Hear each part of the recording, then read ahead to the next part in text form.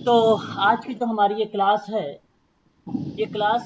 14 मार्च 2023 को social work का जो पेपर हुआ था उसी प्रश्न पत्रों को आज हम लोग जो है व्याख्या के साथ चारों ऑप्शनों को सॉल्व करेंगे। बहुत सारे तथ्य यानी फैक्ट से आप लोगों से रूबरू करवाऊंगा। उन सभी फैक्टों को आप लोगों को ध्यान से देखना है और कॉपी पेन साथ में रखना है और उसे नोट भी करना है। आज 16 जून है। आज के दिन ही समाजकारी की जो है एडमिट कार्ड भी आ गया है यूजीसी नेट का। और यदि आप लोगों ने अपलोड नहीं किया है तो आप साइट पर जाकर डाउनलोड कर लीजिए अपना एडमिट कार्ड और देख लीजिए आपका सेंटर कहाँ पर गया हुआ है। 20 तारीख का पेपर है, सेकेंड शिफ्ट में पेपर है। ये आप सभी लोग ध्यान रखिएगा सोशल वर्क का। ठीक है, एडमिट कार्ड आ चुका है, आप सभी लोग डाउनलोड कर लीजिएगा। तो शुरुआत करते हैं प्रश्न को। पहला प्रश्न, भारतीय समाजकार्य सम्मेलन कांग्रेस प्रत्येक वर्ष आयोजित की जाती है, यह निम्नांकित में से किसकी पहल थी? बहुत अच्छा सवाल है पहला वाला क्वेश्चन। चार ऑप्शन, भारत सरकार सेकंड के ऑप्शन सर। सामाजिक न्याय अधिकारिता मंत्रालय, भारत में व्यावसायिक सामाजिक कार्यकर्ताओं का राष्ट्रीय एसोसिएशन, अभी आप लोग बताइएगा, टाटा सामाजिक विज्ञान संस्थान और केंद्रीय सामाजिक कल्याण परिषद या बोर्ड। कौन सा option? Second option sir. Second option यहाँ। NAPSI हाँ, सर। ऑप्शन नंबर आप सभी लोगों ने बी का चुनाव किया है। बी ही करेक्ट जवाब है आपका। ठीक है, ध्यान रखिएगा, ये इन शॉर्ट में NAPSWI के नाम से ये जाना जाता है, ध्यान रखेंगे। और इसी को ही national association of professional social workers in India के नाम से जाना जाता है। इन इंडिया के नाम से इसे जाना जाता है। इसकी स्थापना कब हुई थी? 2005। 2005 नहीं होगा। और कोई बताएगा इसकी स्थापना कब हुई है? 1915। 2015। 2015 भारत में व्यावसायिक सामाजिक कार्यकर्ताओं का राष्ट्रीय एसोसिएशन 2015 आपको याद रखना है। और इसी समय IFSW को ज्वाइन किया गया था इसी के अंतर्गत। और ये भी वर्ष पूछा जाता है कि अब ज्वाइन हुआ, तब भी आप 2015 लगा। इंटरनेशनल फेडरेशन सोशल वर्क आप लोग ध्यान रखेंगे 2015 इसके संबंध। ठीक है, इसके जनरल सेक्रेटरी का नाम कभी कभी पूछ लेता है पेपर में, तो ध्यान रखिएगा डॉक्टर IPE वर्गीस नाम आता है जनरल सेक्रेटरी। आप ध्यान रखेंगे, ये भी पेपर में सवाल हो सकता है सेकंड ऑप्शन से। ठीक है, वहीं अगर हम बात करते हैं, म्यूट हो जाइएगा जब क्वेश्चन का आंसर पूछूंगा तब बताइएगा, जब मैं तथ्य बताऊं तो आप लोग म्यूट हो जाया करें। बात करते हैं भारत सरकार ने सामाजिक न्याय और अधिकारिता मंत्रालय के बारे में। इसकी स्थापना बेसिकली सन 1985 में हुई थी और इसका नाम बदला गया है। इसका नाम बदला गया है सामाजिक न्याय एवं अधिकारिता मंत्रालय। यह मई 1998 में नाम परिवर्तित हुआ है। सामाजिक न्याय अधिकारिता मंत्रालय 1998 से ये जाना जाता है इस नाम से। ये था पहले ऑप्शन से कुछ तथ्य। टाटा, अगर हम बात करते हैं टाटा सामाजिक विज्ञान संस्थान, जिसको हम बोलते हैं Tata institute of social science, ठीक है, 1936 में इसकी मुंबई में स्थापना हुई। और प्रथम जो इसके निर्देशक रहे डॉक्टर मॉन्सर्ट एक अहम भूमिका निभाए थे। आज वर्तमान में शालिनी भारत हैं। टाटा रतन दादा भॉय करके नाम आता है, तो आप लोग इसके संस्थापक में नाम लगाएंगे टाटा इंस्टीट्यूट। 30 जो है मुंबई में इसकी स्थापना हुई है 1936। आज ही मैंने आप लोगों से श्रीमती दुर्गाबाई देशमुख के बारे में 1953। 12 अगस्त 1953। ठीक है, यानी पता है तो मुझे बताने की ज्यादा कुछ जरूरत है नहीं। जी सर। चलो बहुत बढ़िया। आगे बात करते हैं क्वेश्चन नंबर सेकंड पर। बात करते हैं द्वितीय विश्व युद्ध के बाद इंग्लैंड में विलियम बेवरेज ने जो है बेवरेज रिपोर्ट के रूप में जाने जाने वाली एक रिपोर्ट प्रकाशित है या प्रकाशित था, उसका क्या नाम रखा गया? Social insurance and allied services. Allied service. Second. Second. ये option, ये sir. आधिकारिक तौर पर नवंबर 1942 में प्रकाशित एक सरकारी रिपोर्ट है जो बेवरेज रिपोर्ट के रूप में जानी गई और वो social insurance and allied services के नाम से जाना जाता है। ऑप्शन नंबर आपका सेकंड करेक्ट माना जाएगा। यहाँ पर बात करेंगे क्वेश्चन नंबर 3 के बारे में। Encyclopedia of social work in India प्रथम संस्करण को किसके द्वारा प्रकाशित कराया गया था? 4 ऑप्शन है आपके सामने, कौन सा ऑप्शन करेक्ट होगा? योजना आयोग, सर। Third option. केंद्रीय समाज कल्याण बोर्ड। योजना आयोग। यहाँ सही जवाब होगा आपका योजना आयोग, यानी ऑप्शन 3 आपका करेक्ट माना जाएगा। ये republished by the ministry of social welfare government in India 1968 and 1978 ये ध्यान रखेंगे आप सभी लोग। Encyclopedia of social work in India का प्रथम संस्करण किसके द्वारा प्रकाशित हुआ? तो योजना आयोग के द्वारा प्रकाशित हुआ, ministry of social welfare government of India in 1968 and 1978 के दौरान में। इस चीज को आप जरूर ध्यान रखेंगे। शिक्षण मंत्रालय की बात करते हैं तो इसकी स्थापना आप लोगों को पता होना चाहिए। बेसिकली 26 सितंबर 1985 MOE मतलब मिनिस्ट्री ऑफ एजुकेशन 2 विभागों में ये डिवाइड हो गया और 2 विभागों में ये काम करता है। एक पार्ट बना था स्कूली शिक्षा, दूसरा जो पार्ट बना था वो बना था साक्षरता। तो भारत में प्रथम शिक्षा विभाग की स्थापना कब हुई? भारत में प्रथम शिक्षा विभाग की स्थापना कब हुई? तो 1830 यानी 1830 की दशक में लॉर्ड थॉमस मैकाले के द्वारा ये लाया गया था। तो ये भारत की बात थी, इसको आप लोगों को ध्यान रखना होगा। सामाजिक कल्याण मंत्रालय की बात करेंगे तो सामाजिक कल्याण मंत्रालय ध्यान रखेंगे आप सभी लोग, ये इसकी जो स्थापना हुई है सामाजिक कल्याण मंत्रालय 14 जून 1964 में सामाजिक कल्याण मंत्रालय की स्थापना हुई है। केंद्रीय समाज कल्याण बोर्ड आप सबको भली भांति तरीके से मालूम है, पूरे डीप में इसके बारे में जानकारी आप सबके पास है। बात करते हैं क्वेश्चन नंबर नेक्स्ट के बारे में। प्रथम चैरिटी और सर एक बार इसको रिपीट कर दीजिए प्लीज। किसको रिपीट कर दे मैम? सामाजिक कल्याण मंत्रालय को क्या? केंद्रीय समाज कल्याण बोर्ड या आपने जो उसका रीजन दिए ना, एक बार सर फिर से रिपीट कर। सर एक बार शो भी कर दे आंसर। आंसर तो बता रहा हूं आपको, ऑप्शन नंबर 3 करेक्ट है। क्या कहते हैं आप? खुद कंफ्यूज हैं बातों में, क्या पूछना चाहते हैं आप ये तो स्पष्ट करें। नहीं सर, ये 26 सितंबर 1985 सर, ये क्वेश्चन का जो आपने एक्सप्लेनेशन दिया है ना, एक बार रिपीट कर दीजिए प्लीज सर। मैं आपसे कह रहा हूँ योजना स्कूली शिक्षा और साक्षरता ministry of social welfare government of India के तहत 1968 और 1978 के दौर में आया था। प्रथम संस्करण था ये encyclopedia of social work in India का। और जो मिनिस्ट्री ऑफ एजुकेशन है वो 2 विभागों में काम करता है, एक है आपका स्कूली शिक्षा, दूसरा है साक्षरता। और भारत में जो प्रथम शिक्षा विभाग की स्थापना हुई वो 1830 में हुई थी, उसका नाम है लॉर्ड थॉमस मैकाले, इसी के द्वारा जो है लाया गया था ब्रिटिश भारत में, ठीक है। और 26 सितंबर 1985 में मिनिस्ट्री ऑफ एजुकेशन की स्थापना की गई थी, ये बात आप ध्यान रखिएगा।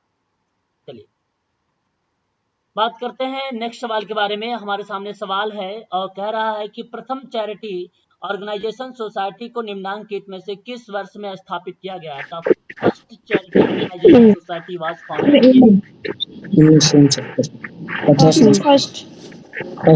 आप लोगों ने फर्स्ट ऑप्शन फॉर इंग्लैंड प्रथम ऑप्शन आपका 1869। जाएगा 1869।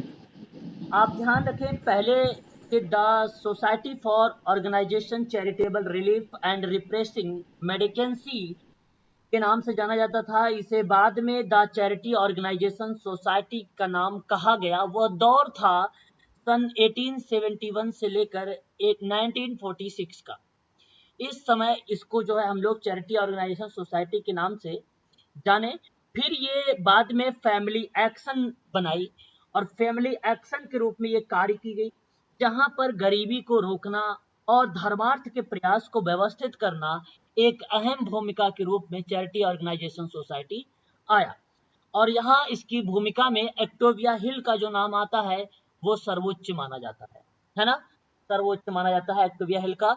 और इसका एक आदर्श वाक्य है, आप लोगों ने इसके बारे में पढ़ा भी होगा। आदर्श वाक्य क्या है? एक्टोविया हिल का आदर्श वाक्य, भिक्षा के बिना सहायता, भिक्षा के बिना। जी सर, भिक्षा के बिना सफल। ये बात भी आपको ध्यान रखना है। अगला सवाल लेंगे हम, ठीक है। एक एक को अगर आप नोट, सर भिक्षा के बिना क्या बोला सर? भिक्षा के बिना सहायता सर।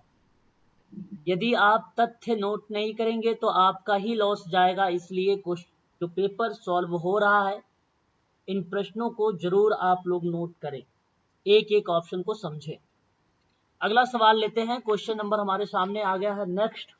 नोट भी करते चलिएगा कौन सा क्वेश्चन चल रहा है। मैं एट लास्ट में पूछूंगा कितने क्वेश्चन आप लोगों ने किए आज, ठीक है।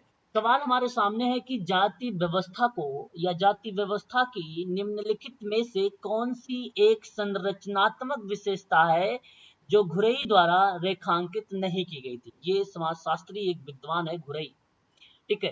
तो जरा मुझे बताइए कि which of the following is not पद सोपान सर, पद सोपान, पद सोपान। उपयुक्तवाद sir. Option C. Second option. Option C sir. Option C, okay. मैं आपको यहाँ पर बताना चाहूंगा, आप लोग एक एक पॉइंट को नोट करने का प्रयास करिएगा। सन 1932 की बात है, घुरई के बारे में। इन्होंने एक किताब लिखा, उस किताब का नाम था caste and race in India, in India. Bharat में बेसिकली जाति व्यवस्था की जब विशेषता की बात हुई, यहाँ पे संरचनात्मक विशेषता की बात हो रही थी, बट जब विशेषता की बात हुई तो जाति जन्म से निर्धारित होती है, ये बात आपको पता है। जाति समूह में अंतर विवाही होती है, ये भी बात सही है। देखिए, जाति समूह में अंतर विवाही होती है, ये बात सत्य है। और जातीय समूह जो है वाह विवाही होती है, ये बात गलत है, ये बात को ध्यान रखेंगे आप सब। तो अंतर विवाही का पार्ट होगा और वाह विवाही का पार्ट नहीं बनेगा, यानी बहिर्विवाह का पार्ट नहीं बनेगा, ठीक है। इसे आप ध्यान रखिए। म्यूट हो जाइए। पॉइंट नंबर 3 कहता है कि जाति सदस्यता में खाने और खाना बांटने से संबंधित नियम को भी शामिल करता है, इसलिए यहाँ पर 3rd पॉइंट भी शामिल रहेगा। समाज एक खंडात्मक विभाजन है। समाज जो है एक खंडात्मक विभाजन है जो रिप्रेजेंट करता है घुरई, यानी आपका 4 पॉइंट में खंडीय विभाजन लिखा गया है। फिर अगर हम बात करते हैं तो समाज में नागरिक और धार्मिक निर्योग्यता पाई जाती है, सामाजिक और धार्मिक निर्योग्यता भी देखने को मिलती है, और ये बात भी डॉक्टर घुरई की द्वारा ही कही गई। फिर उसके बाद अगर हम बात करते हैं तो समाज में एक निश्चित व्यवसाय पाया जाता है, जो डॉक्टर घुरई के द्वारा बताया गया है। विवाह संबंधी प्रतिबंध के बारे में जिक्र हुआ है, ये भी एक प्रकार की विशेषता है। पद सोपान की बात करें तो पद सोपान भी एक प्रकार की विशेषता है डॉक्टर घुरई की, क्रम में कोई चीजें होनी चाहिए। और इसमें आवाज नहीं आएगा। परिवर्तन में बात करें अगर हम लोग व्यवसाय के परिवर्तन में, सर व्यवसाय के परिवर्तन में भी घुरई के द्वारा बताया गया है, एक प्रकार की विशेषता है। खान पान में परिवर्तन की बात अगर करें तो भी एक प्रकार की विशेषता है। लेकिन यहाँ पर जो उपयुक्त आवास पॉइंट नंबर 2 दिया गया है ये नहीं है। बाकी आपका खंडीय विभाजन, पद सोपान और व्यवसाय का चयन का अभाव, ये आपको 3 पाए जाएंगे। लेकिन जो ऑप्शन बी है उपयुक्त आवास, यह एक संरचनात्मक विशेषता डॉक्टर घुरई के द्वारा नहीं बताई गई है। ऑप्शन 2 वाला ही करेगा, यहाँ बी ऑप्शन सही है। क्लियर हो गया है? एक बार बता दीजिए। जी सर हो गया क्लियर। बात करते हैं प्रतिमानों और मूल्यों का एक समुच्चय तो किसी समूह को बृहद समाज से अलग बनाता है वह इस रूप में जाना जाता है बहुसंस्कृति, उपसंस्कृति, पितृसत्ता और व्यक्तित्व में। किस ऑप्शन को आप लगाना उचित? व्यक्तित्व व्यक्तित्व सर इसको इंग्लिश में भी दिखा दीजिए थोड़ा सा सर, solve second कर ही। दीजिए। इंग्लिश भी तो पास में ही है। देखिए व्यक्तित्व ऑप्शन सेकंड उप संस्कृति। सेकंड ऊपर संस्कृति है। उपसंस्कृति सर। उपसंस्कृति है। हाँ सर, उपसंस्कृति भी हो सकता है सर। सर सब कल्चर। सब कल्चर, ओके। देखिए यहाँ अगर हम बात करते हैं ऑप्शन नंबर बी की तरफ, सब कल्चर, यही ऑप्शन आपका करेक्ट माना जाएगा, यही सही। बेसिकली एक उप संस्कृति एक संस्कृति के भीतर लोगों के एक समूह को कहते हैं जो स्वयं को उस मूल संस्कृति से अलग बताता है जिससे वे संबंधित है, जो अक्सर उनके कुछ संस्थापक सिद्धांतों को बनाए रखता है, वो बेसिकली आपका सब संस्कृति होती है, यानी सब कल्चर होता है। तो प्रतिमान और मूल्य का एक समुच्चय माना जाता है, जो समूह को एक बृहद समाज से अलग करता है, वो उपसंस्कृति ही है। लेकिन बहुसंस्कृति यानी मल्टीकल्चर क्या होता है कि कोई भी देश तभी बहुसंस्कृति कहलाएगा जब वह अपने यहाँ उपस्थित लगभग सभी संस्कृतियों का समान महत्व देगा। एक से अधिक जाति समूह संस्कृति से बनी है या उसमें शामिल है तो वह एक प्रकार की मल्टी कल्चर कहलाएगा।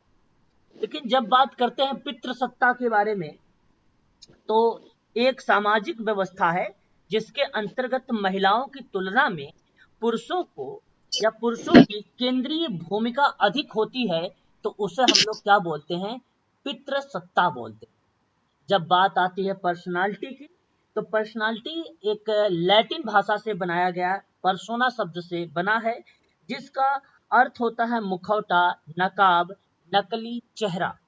बेसिकली इस चीज को ध्यान रखिएगा। व्यक्तित्व एक संरचना है जो आपस में जुड़े व्यवहार, दिमागी, भावनात्मक पैटर्न को इकट्ठा करता है, जिसे जिंदगी और पर्यावरण कारक को बदलने में एक अहम भूमिका निभाता है। तो पर्सनालिटी तो यहाँ होगा नहीं, पितृसत्ता होगा नहीं, मल्टी संस्कृति होगी नहीं। यहाँ प्रतिमान और मूल्य के बारे में कह रहा है कि समूह को एक बृहद समाज से अलग कर रहा है, तो वह बेसिकली उपसंस्कृति है। ऑप्शन नंबर बी यानी सेकंड आपका करेक्ट है। आप ध्यान रखें। अगला सवाल हमारे सामने आर.के. मर्टन का। आर.के. मर्टन के द्वारा बताया गया है यहाँ पे उसके सोशल फंक्शन को लेकर आपको एक्सप्लेन करना है, बताना है कि कौन कौन से जो है आर.के. मर्टन के शब्द इनमें से संचालित किए गए हैं, एक्सप्लेन किए गए हैं। 4 ऑप्शन आपके सामने दिए गए हैं। जैसा कि आप देख रहे हैं, मैनिफेस्ट फंक्शन के बारे में बात की जा रही है। सर हिंदी में बता दीजिए सर थोड़ा। आपका ओके, लेटेंसी और मैनिफेस्ट। हाँ एक बार हिंदी भी देख लीजिए। आर.के. मर्टन के सामाजिक प्रकार को इस रूप में व्याख्यात किया है कि सुस्पष्ट प्रकार्य, विमर्शक प्रकार्य और बिंब विधान प्रकार्य, अव्यक्त प्रकार्य, तुलनात्मक प्रकार्य। D latent. लैटेंट, केवल लैटेंट ही होगा। नहीं, सुस्पष्ट भी होगा सर। ए बी और डी सर। ए और डी, यानी आपका एक फर्स्ट वाला और एक डी वाला, यानी यहाँ पर ऑप्शन नंबर ए और डी की अगर बात करें तो ऑप्शन नंबर 3 दिया गया है, ये ऑप्शन आपका करेक्ट होगा। ध्यान रखें कि आप सभी लोग मर्टन ने 2 भागों में जो है प्रकारी को डिवाइड किया। एक का नाम रखा था एक प्रत्यक्ष प्रकार। प्रत्यक्ष प्रकार को ही सुस्पष्ट प्रकारी कहा जाता है। दूसरे का जो नाम रखा था परोक्ष रखा था, और परोक्ष को ही अव्यक्त प्रकारी कहा जाता है, लेटेंट बोला जाता है परोक्ष को। अब ध्यान देने वाली बात यह है कि परोक्ष जो ना तो स्वीकृति होते हैं और ना ही वांछित होते हैं। और यहाँ पे सामाजिक प्रकार को व्याख्यात में आर.के. मर्टन ने प्रत्यक्ष और परोक्ष के साथ साथ एक पैराडाइम शब्द आता है, पैराडाइम के बारे में भी इसी ने बताया है। पैराडाइन भी प्रस्तुत किया है, पैराडाइन भी प्रस्तुत किया है। वहीं अगर हम बात करें 1957 में आज ही किसी बच्चे ने ग्रुप में मैसेज छोड़ा था, भूमिका पुंज शब्द के प्रतिपादन में आर के मार्टन की एक अहम भूमिका देखने को मिली है, ये भी आपको ध्यान रखना होगा। ठीक है, बात अगर हम करते हैं यहाँ पे विमर्शक प्रकार के बारे में, तो ये स्टेटमेंट मोरन का नाम एक विद्वान है, मोरन, और हिगिट करके एक विद्वान आता है, हिगिट करके, इसका सन 1991 में साइकोलॉजी में देखने को मिला है विमर्शक प्रकार के बारे में। और एक बी जो है बिंब विधान प्रकार है, ये कार्डोनो ने सन 90, मैं यहाँ पर लिख देता हूँ कार्डोनो का नाम, कार्डोनो ने सन 1957 में सांख्यिकी में, जैसे आप लोग ग्राफ पेपर वगैरह देखा होगा, वहां पर ये शब्द यूज में लाया है बिंब विधान प्रकार के बारे में। और एक तुलनात्मक प्रकार होता है जिसको हम लोग बोलते हैं कंपेरेटिव, और ये बेसिकली अगर जिक्र करें तो मर्कस एक विद्वान है, मर्कस, इसने इकोनॉमिक्स में सन 1654 में इस शब्द का प्रयोग किया है। परंतु यहाँ जो सही जवाब जाएगा आर के मार्टन। सर सी वाले का फिर से बता दीजिए। कार्डोनो ने 1957 में सांख्यिकी विषय में बिंब विधान प्रकार की, जहाँ इमेजिनरी बात होती है, इमेजिनरी लाइन की जो बात होती है, उसकी बात की गई है, कल्पना पर आधारित। आपने इस तरीके से चार्ट में देखा होगा अपनी कॉपी में, सांख्यिकी जब सवाल आप लोग लगाते होंगे, जब ग्राफ वगैरह बनाते होंगे, तो कुछ इस तरीके के ग्राफ देखने को मिलता है, वही बात हो रही है यहाँ पर। और यही क्या है, इमेजिनरी, जिसको हम बिंब विधान फंक्शन या प्रकार का नाम देते हैं। क्लियर हो गया? एक बार बताइए, ये सवाल जी क्लियर हो गया? जी यस सर। सर विविधान प्रकार्य में सन क्या लिखा सर? किसमें? कार्डेनो 1957। सी वाले में सर। 1957। इसका कार्डिनो आएगा ना सर? हाँ जी, कार्डिनो।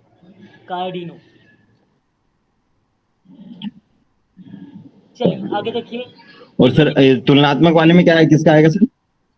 मर्कस इकोनॉमिक्स में 1654 में।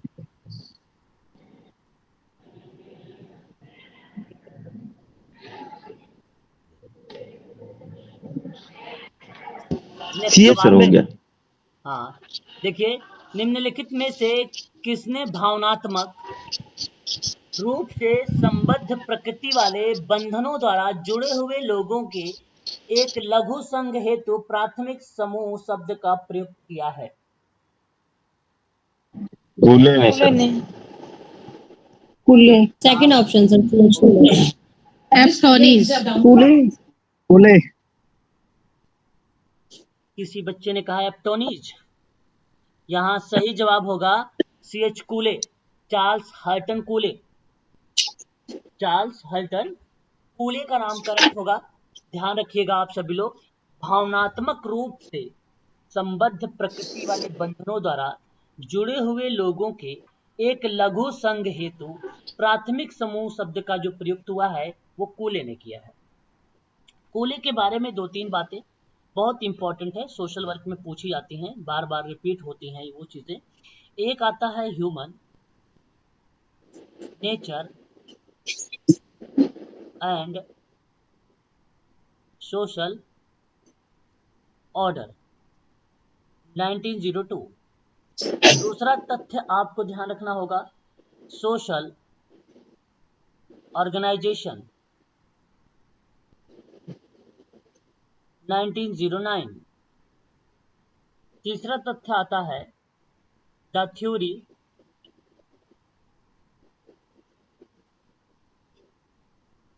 ऑफ ट्रांसपोर्टेशन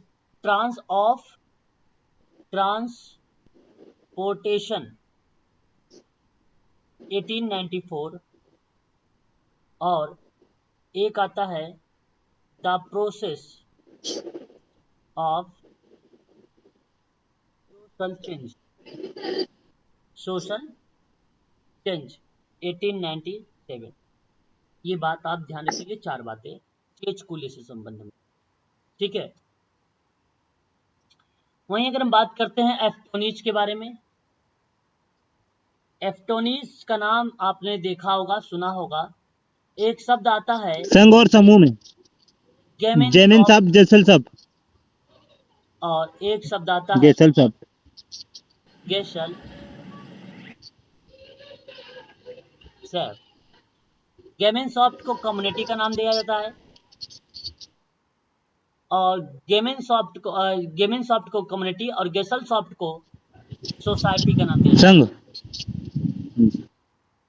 हाँ, फोक की बात होती है जहाँ जनरीति, और गेसल सॉफ्ट में अर्बन की बात होती है जहाँ शहरी।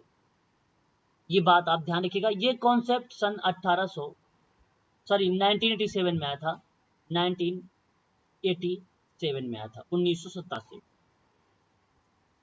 उसके बाद एक ऑप्शन आ रहा है गिडिंस के बारे में, का नाम एंटोनियो गिडिंस है। इनकी 3 बातें बहुत ही इंपॉर्टेंट है। एक है द कॉन्सिक्वेंस ऑफ मॉडर्निटी सन 1990 में। एक है सर लिख दीजिए सर। रनवे द कॉन्सिक्वेंस ऑफ मॉडर्निटी सन 1990 में। एक होता है रनवे वर्ल्ड सन 1999, और एक है एन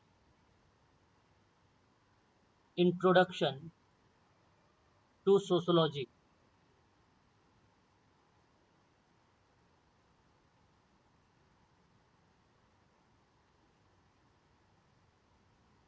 ये भी सन 1999 में आए थे, ठीक है। गिडिंस, 3 बातें हो गई गिडिंस की, बताइए एक बार।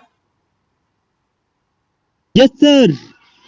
जी सर। ठीक है, आगे बात करते हैं एक एच.वाई. सिद्दीकी के बारे में। एक और पॉइंट बचा है एच.वाई. सिद्दीकी का, ये भी पेपर में आता है। Yes sir. देखो, अभी मिलेगा सर अपने को आगे सिद्दीकी जी। हाँ देखो, आप लोगों ने सिद्दीकी के 3 बारे में ये कॉन्क्लेव लिखा है जी, और इंट्रोडक्टरी सोशोलॉजी, और एक और कौन सा सर्वे है सर 3rd नंबर?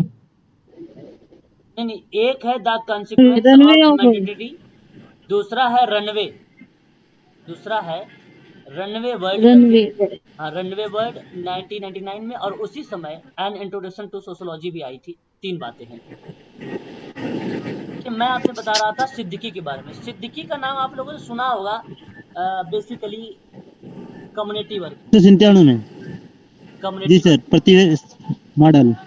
अब मैं आपको बता देता हूँ कि जब सिद्दीकी का नाम आप कम्युनिटी में सुनते हैं ना, जैसे इन्होंने बताया कि व्यवस्था परिवर्तन, जो है प्रतिवेदन, और एक परिवर्तन मॉडल है। लेकिन मैं आपको बता दूं, इसका एक जगह और नाम आएगा आता है, इसमें रचनात्मक आएगा और स्थानीय विकास।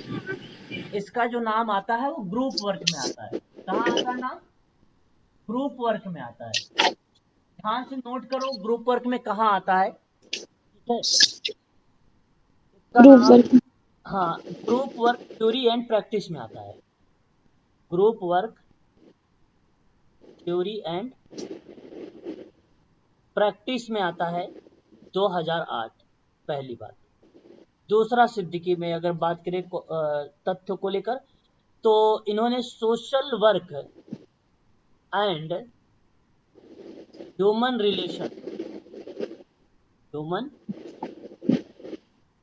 रिलेशन 2015 में।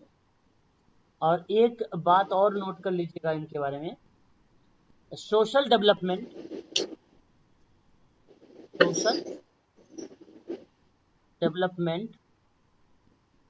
इन इंडिया इन इंडिया, सब कंटेंट सब कंटेंट में कौन कौन आता है? इंडिया, पाकिस्तान, बांग्लादेश।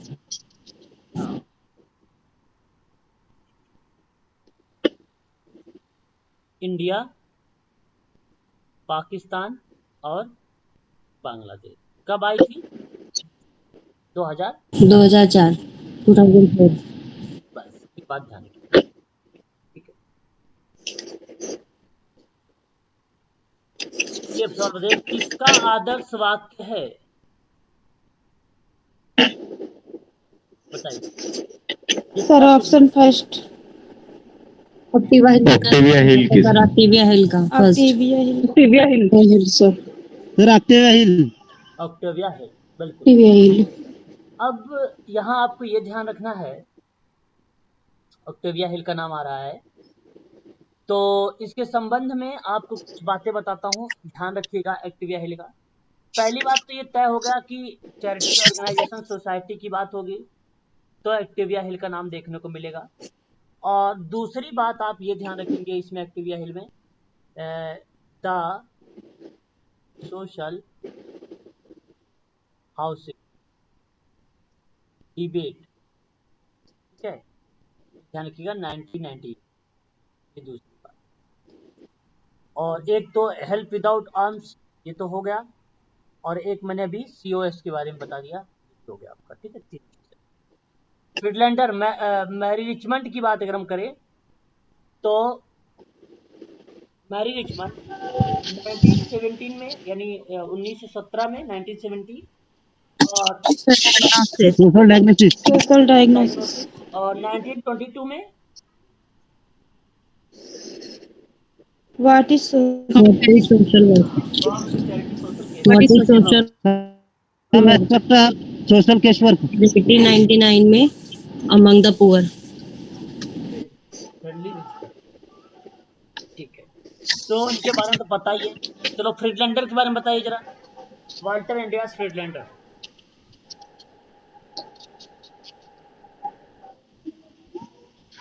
बताइए वाल्टर सर, प्रत्यक्ष समाजकारी की प्रत्यक्ष भी दी थी इन्होंने। समाजकारी में जो प्रणालियां हैं, सर लिख दीजिए इनको भी ना। हाँ,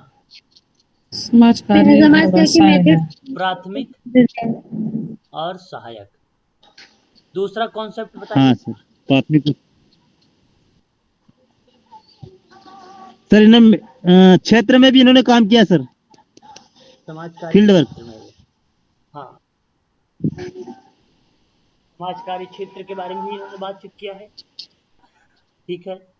और introduction to social welfare, introduction to social welfare,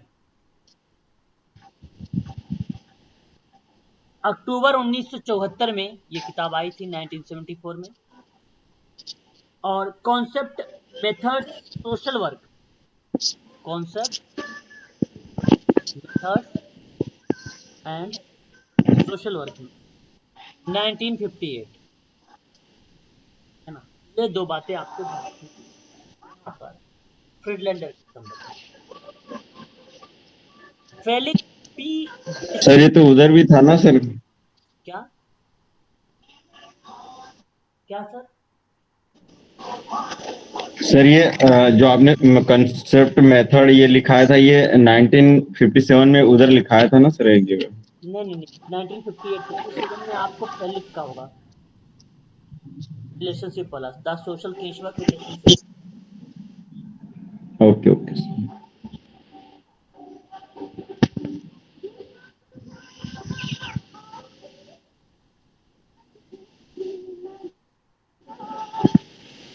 आगे बढ़े। Yes sir. लास्ट वाला सर बचा है बिस्टेक का सर। सर एक बार मैरी रिचमंड का भी बता दीजिए। बताया तो अभी, सोशल डायग्नोसिस 1917, सर ठीक है। From to charity social case work, charity to case work 1922, what is social case work भी 1922, और friendly visitor among the poor करके आता है 1899।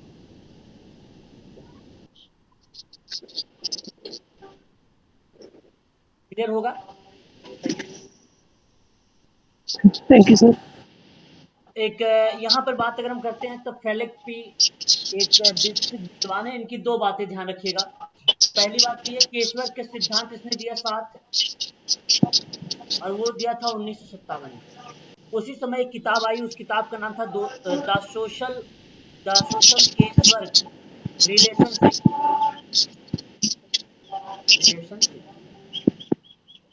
1957। दूसरी बात ध्यान रखिएगा, क्लाइंट सेल्फ डिटर्मिनेशन एक social work, client self determination 1978।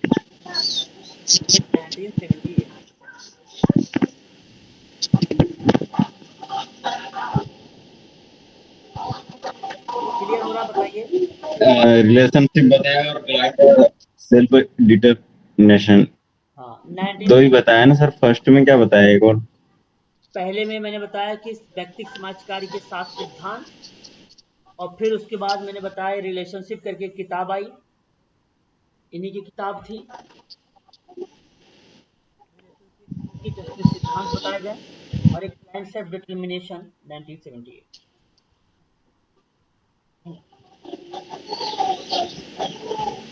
Clear हो गया? Okay sir, okay.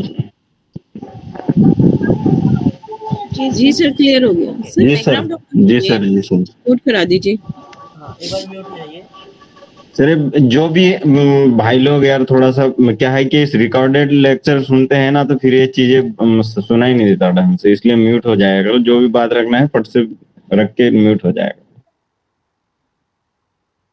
अब एक बार देखिए जरा, क्वेश्चन नंबर हमारे सामने नेक्स्ट है, ये भी अपने आप में एक अच्छा सवाल है। एक ऐसा समूह जिससे लोग अपने जुड़वा का अनुभव करते हैं। अच्छा जी, जबकि वे वास्तविक रूप से या वास्तविक रूप में उसके सदस्य भी नहीं होते हैं। इस प्रकार के समूह इस सर रूप में अंतः समूह सर। Sir option sir. औपचारिक समूह ऑप्शन सी सर। सर। संदर्भ समूह सर। औपचारिक समूह सर। औपचारिक समूह। औपचारिक समूह सर इसे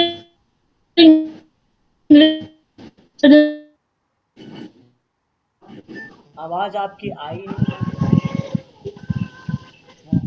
सात्विक समूह। मेरी आवाज आप लोग पास साफ सुनाई दे रही है? मेरी आवाज आप संदर्भ लोग समूह ही होगा सर। यही होगा। सर आपको सर जी आपकी सर, आ आवाज रही तो आ है रही आपकी है। आवाज। ओके, सर सी हो। सर आपकी आवाज में ठीक ठीक। मेरी आवाज क्लियर नहीं जा रही है, तो जिनके पास क्लियर ना हो एक बार आ रही है सर। आ रही है सर, सर। आ रही है। सर क्लियर है। आ रही है सर। ओके, चलिए सर, देखिए अगला सवाल देखिए। सवाल हमसे कह रहा है कि एक ऐसा समूह है ना जिससे लोग अपने जुड़वा का अनुभव करते हैं, जबकि वास्तविक रूप से उस सदस्य में होते ही नहीं है। तो वास्तविक रूप से उसके सदस्य तो नहीं होते हैं, तो वह जानते हैं कौन सा समूह कहलाएगा? वो बेसिकली संदर्भ समूह होगा। ऑप्शन सी होगा, यानी थर्ड। ये जो सवाल उठाया गया है, ये सवाल उठाया गया है समूह के वर्गीकरण से। समूह के वर्गीकरण से, है ना? अच्छा, आपसे मैं बात कर रहा हूं, एक विद्वान थे, उनका नाम था लेस्टर वार्ड, है ना? समूह को इन्होंने कितने भागों में डिवाइड किया था? सर 2 अंतर समूह बाह्य समूह। एक ऐच्छिक समूह था, एक अनैच्छिक था। कहीं कहीं इसे ऐच्छिक बोला जाता है, तो कहीं कहीं इसे अनैच्छिक के बजाय अगर हम बात करें आप लोगों से, तो अनिवार्य समूह भी बोला जाता है। अनिवार्य समूह भी बोला जाता है। उसके बाद अगर हम बात करते हैं, तो एक आपने नाम सुना होगा मर्टन के बारे में। मर्टन ने 4 टाइप के बात बताए थे। एक संरचित था, दूसरा आपका अर्ध संरचित था और तीसरा आकस्मिक अर्ध समूह था, आकस्मिक तीसरा, और चौथा आपका कृत्रिम, कृत्रिम का मतलब आर्टिफिशियल है ना, कृत्रिम समूह का अर्थ क्या होता है? आर्टिफिशियल। ठीक है, इन समूह पर बात हुई। संदर्भ समूह भी तो मर्टन का था। संदर्भ समूह तो स्टेटमेंट है ना, उसके क्लासिफिकेशन की बात मैं कर रहा हूँ। सर फर्स्ट और सेकंड सर फिर से रिपीट कर दीजिएगा। पहला सर आपका होता है संरचित समूह, दूसरा होता है अर्ध संरचित समूह, तीसरा आपका क्या होता है? आकस्मिक अर्ध समूह, चौथा होता है कृत्रिम समूह। ये चार है। प्राथमिक कहाँ इसका आता है?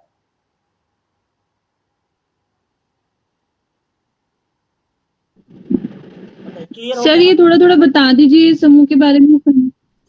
तो बता तो रहा हूँ, अभी तो और बता रहा हूँ, क्या दिक्कत है इसमें? नहीं सर, ये संरचित वाले कौन सा होता है?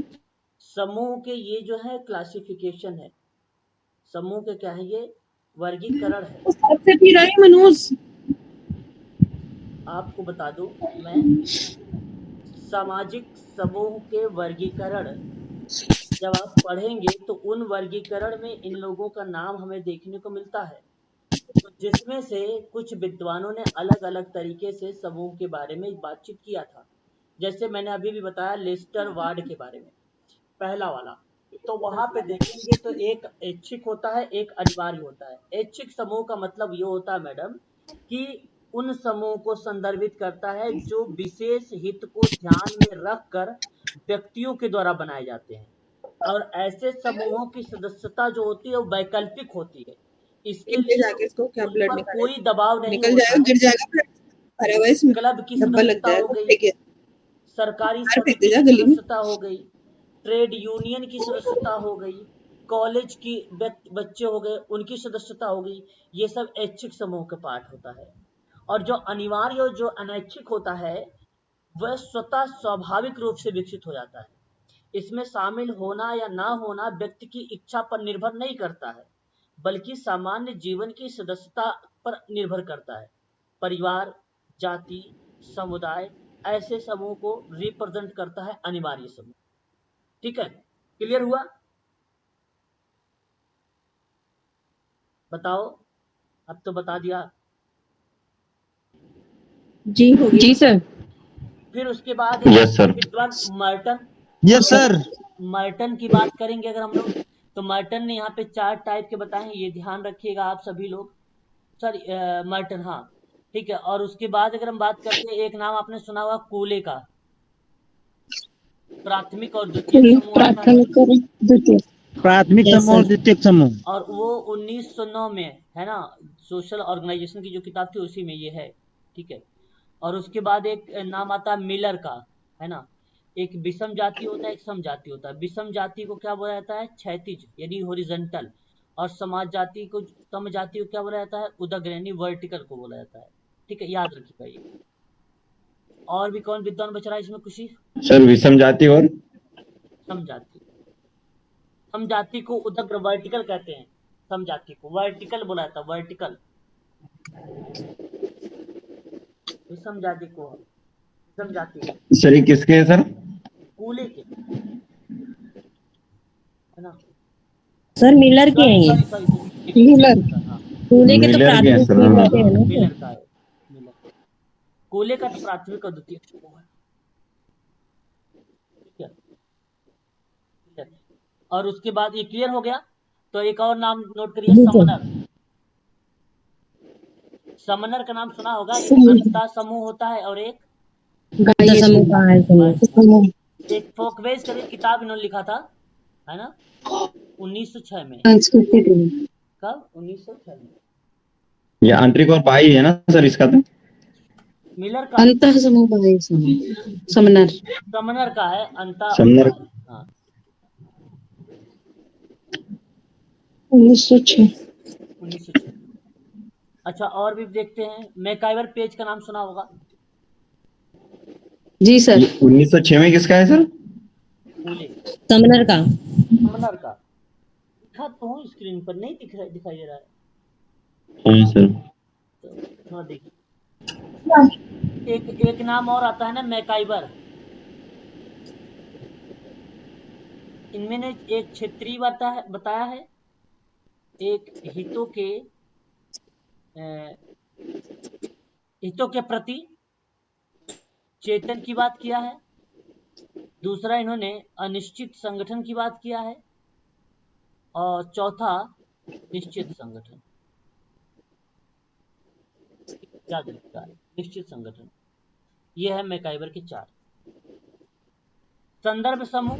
लिखा हुआ शो ही हाँ जी, सर, जो आप लिख रहे हैं वो शो ही नहीं हो रहा।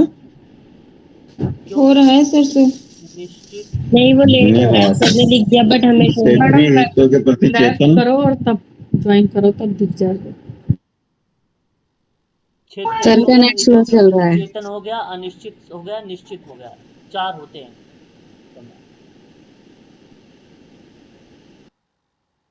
अच्छा, एक नाम और देख रहे होंगे आप लोग यहाँ पर, अगर हम बात करें समनर। देखिए, संदर्भ समूह को लेख सन 1942 में आई थी द साइकोलॉजी ऑफ स्टेटस, किसने लिखा था?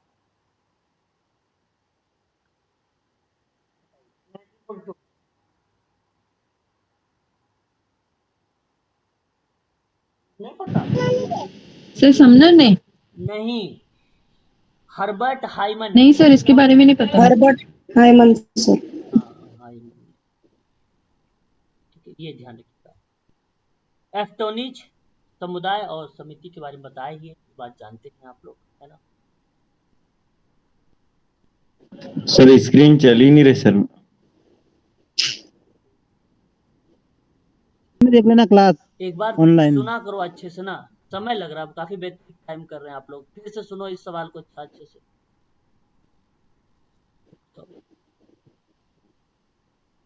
क्वेश्चन नंबर ये कह रहा है कि सवाल कि एक ऐसा समूह जिससे लोग अपने जुड़वा का अनुभव करते हैं जबकि वास्तविक रूप से उसके सदस्य नहीं होते हैं। ठीक है, देखिए यहाँ पर पहले ऑप्शन में अंतः समूह दिखाई दे रहा है। इसका मतलब ये हुआ कि एक अंतः और बाह्य समूह होता है, और ये बात मैं आपको बता दूं, समनर ने कहा था। सन 1906 में एक किताब आई, उसका नाम था फोकवेज। उसमें लिखा गया था एक अंतः समूह और एक बाह्य समूह। एक आप देख रहे हैं औपचारिक समूह, एक होता है औपचारिक और अनौपचारिक समूह। उसी को हम लोग प्राथमिक समूह और द्वितीयक समूह का नाम देते हैं। प्राथमिक समूह और द्वितीयक समूह 1909 में सोशल ऑर्गेनाइजेशन की किताब में C.H. कूले ने दिया था। एक आता है संदर्भ समूह। संदर्भ समूह बेसिकली सबसे पहले हर्बर्ट हाइमन ने सन 1942 में एक किताब लिखा, उस किताब का नाम था द साइकोलॉजी ऑफ स्टेटस। ठीक है, ये संदर्भ समूह। सवाल का जवाब भी यहाँ पे, जबकि वास्तविक रूप से उसके सदस्य भी नहीं होते हैं, तो वह संदर्भ समूह ही है। ऑप्शन नंबर बी करेक्ट है। प्राथमिक समूह द्वितीयक समूह मैंने बता दिया, ये आपको ध्यान रखना है। ठीक है, इतना जो तथ्य बताया है इसको आप नोट करें। ठीक है, ऑप्शन आपका थर्ड वाला करेक्ट होगा। अगला सवाल लेते हैं, है ना। डगलस, आपने डगलस के बारे में सुना है नाम? यहाँ पे डगलस दिखाई दे रहा है आपके सामने, है ना, डगलस। अब बताइए क्वेश्चन नंबर कौन सा चल रहा है? ये 13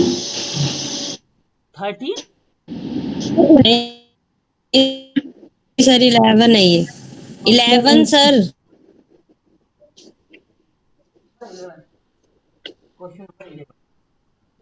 क्वेश्चन नंबर 11 में डगलस ने सामूहिक प्रक्रियाओं का वर्गीकरण किया है, क्लासिफिकेशन किया है। जरा बताएंगे कौन कौन?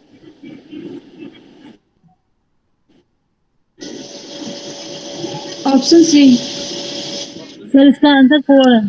Option sir. Option number 4 basic संरचनात्मक लोकोमोटिव चवंडक मोलर। हाँ सर, 4 ही होगा। Okay, Awesome. हाँ, ये देखिए basically Douglas has classified group process है, और ये कुल टोटल इसने जो है 4 भागों में डिवाइड किया था। कितने भागों में डिवाइड किया था डगलस ने? तो 4 भागों में डिवाइड किया था। ये तथ्य आप जरूर ध्यान में रखेंगे, ठीक है। एक का नाम था बेसिक, दूसरे का नाम था, बेसिक को बोला जाता था भाई बुनियादी, और दूसरे का नाम था स्ट्रक्चरल यानी संरचनात्मक। फिर उसके बाद जो तीसरा था वो था लोकोमोटिव, यानी लोकोमोटिव ही नाम दिया गया, और एक था आपका एनमोलर यानी वो चालवक का नाम दिया गया। तो ये चार भागों में डिवाइड किया था डगलस ने समूह प्रक्रिया के बारे में। या ये बात अगर मैं बात करूं तो डगलस ने 1791 में जिक्र किया है डगलस ध्यान रखिएगा 17 में बात कर रहा हूँ, 1791 में, 1791। सर ये क्या क्या बताया था सर ऑप्शन में? 4 आप देख सकते हैं सामने आपके है डगलस के बारे में। डेविड डगलस पूरा नाम है इनका, और इन्होंने ऑप्शन जो 4 लगाया है यानी डी वाला ऑप्शन, यही 4 भागों में ग्रुप को प्रोसेस बताया था कि ग्रुप में काम करने का ये प्रोसेस, ठीक है। सामाजिक समूह कार्य के सिद्धांत में भी डगलस का भूमिका आता है फ्रीडलैंडर के साथ। इसके साथ फ्रीडलैंडर के साथ, ठीक है। अगला सवाल लेते हैं।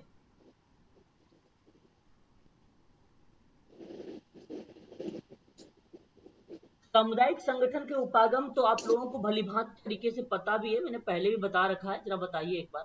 बहुत इंपॉर्टेंट सवाल है, हर बार सर स्क्रीन शो नहीं हुई। स्क्रीन शो नहीं हो रहा है सर, स्क्रीन में क्वेश्चन नहीं बढ़ा सर। तो इस सवाल को आप जरूर नोट कर लीजिएगा, क्योंकि बहुत इंपॉर्टेंट सवाल है। ये सवाल फिर पूछा जाएगा आप लोगों से इस बार, है ना। इस बार आपके पेपर में फिर एक बार ये आएगा, ठीक है। चलिए अब मैं इसके बारे में बताता हूँ, या किसी को मालूम? बताइए पहले इस सवाल का जवाब बताइए कौन सा नहीं है, फिर मैं बताता हूँ। व्याख्या बताइए आप मुझे। सर 4 वाला नहीं है, ये मुर्गी राव के है ना सर? आंतरिक संशोधन का उपागम इंग्लिश भी देख लीजिए। यही नहीं होगा सर। फोर्थ वाला नहीं होगा सर। बिल्कुल, यहाँ मैं आपको बताना चाहूंगा और कि यही ऑप्शन सर शो नहीं है, ऑप्शन नंबर 4। ये बात ध्यान से सुन लीजिएगा आप सभी लोग, इंपॉर्टेंट है। एक नाम आप लोगों ने सुना होगा, जैक रोथमैन का नाम। जैक रोथमैन ने कम्युनिटी ऑर्गेनाइजेशन को 1968 में इन्होंने 3 भागों में डिवाइड किया। एक का नाम रखा था अवस्थिति, दूसरा का नाम रखा था सामुदायिक, तीसरे का नाम रखा था सामुदायिक क्रिया, और ये था नियोजन। 2001 में ये नाम बदल गया। अच्छा, मैं किसके बारे में बता रहा हूँ? रोथमैन के बारे में, याद रखिए। 2001 में ये बदल गया।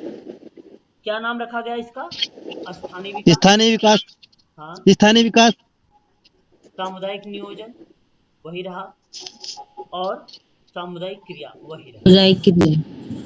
ये बात आप ध्यान रखिएगा। इसमें HY सिद्दीकी के बारे में बात करें तो एक प्रतिवेश विकास का मॉडल दिया, एक व्यवस्था परिवर्तन का मॉडल दिया, एक संरचनात्मक परिवर्तन का मॉडल दिया, ठीक है। ये HY सिद्दीकी का है। HY सिद्दीकी ने सन 1977 में ये बात दिया था। HY सिद्दीकी है, ठीक है। HY सिद्दीकी 1997 लिखवाया था सर आपने? 1997 लिखवाया सर। हाँ 1997 ही तो है। कितना लिख दिया मैंने?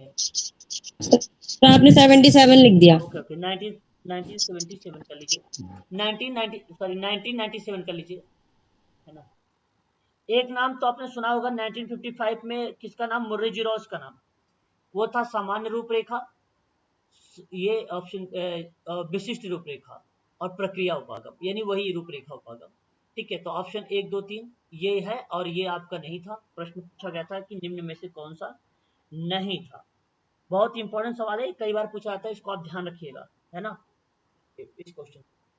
चलिए अभी के लिए इतना ही रखिए आप सभी लोग, ठीक है। कितने क्वेश्चन किए हो आप लोग जरा मुझे बता दीजिए। और अभी जो है एक सर HY सिद्दीका का वापस बता देना सर। किसका? सर HY सिद्दीका वापस रिपीट कर दीजिएगा। HY सिद्दीकी जी का मैं दोबारा से बता देता हूँ, आप उसे नोट करना है नोट कर लीजिए। एक है प्रतिवेश विकास का मॉडल,